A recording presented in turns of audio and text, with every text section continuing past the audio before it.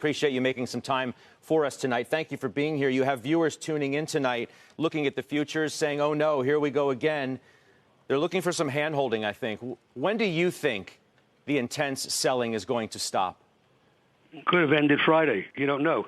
Let me just say this. We got to be balanced in our reporting.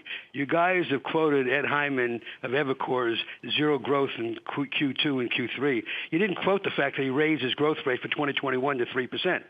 But that's not the subject of my comments.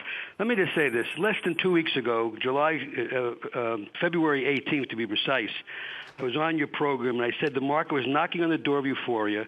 The market was expensive by all historical measures, save relative to interest rates, but the conditions normally associated with a big decline were not present.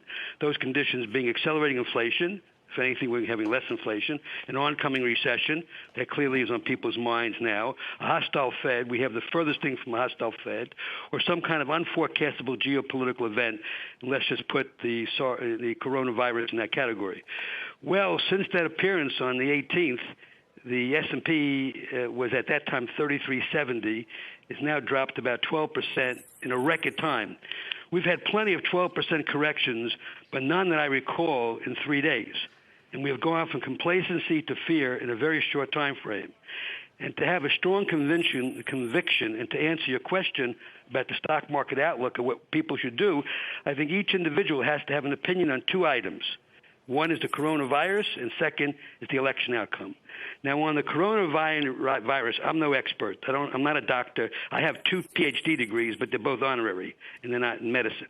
Okay, but I have to believe as an individual, I think with common sense, that with the world focusing on the problem, it's going to be solved quicker than most people think. I'm guessing June, but that is a pure guess.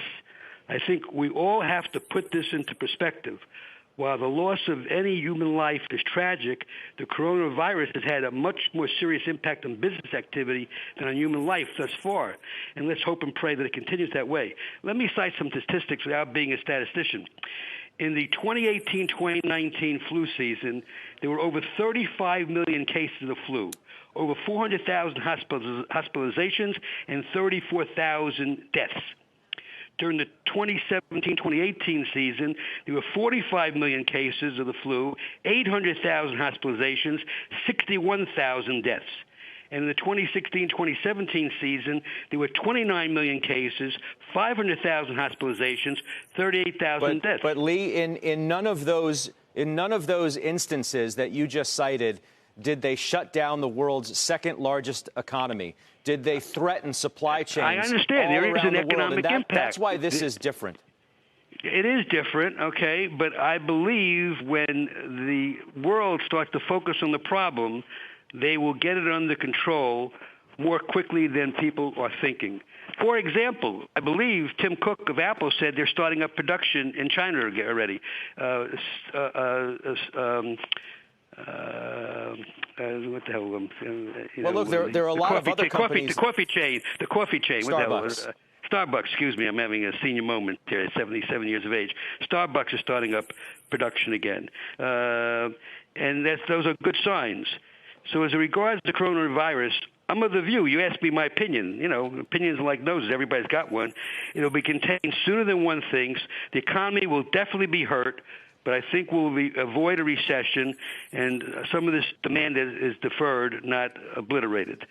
On the recession issue, I would observe that consumer income is strong, confidence is reasonably high, interest rates are exceptionally low, and they're going to go lower, which makes it very advantageous to refinance your mortgage and basically very positive for housing. Low oil prices are a big benefit to the consumer. What if, though, Lee, this does get worse before it gets better, and give me a second. It changes consumer behavior. What has been the pillar of the economy. Then you have a recession, okay? And if you have a recession, basically a typical recession is a year of contracting GDP, about 2%, peak to trough, basically, and the market drops 25% from the high.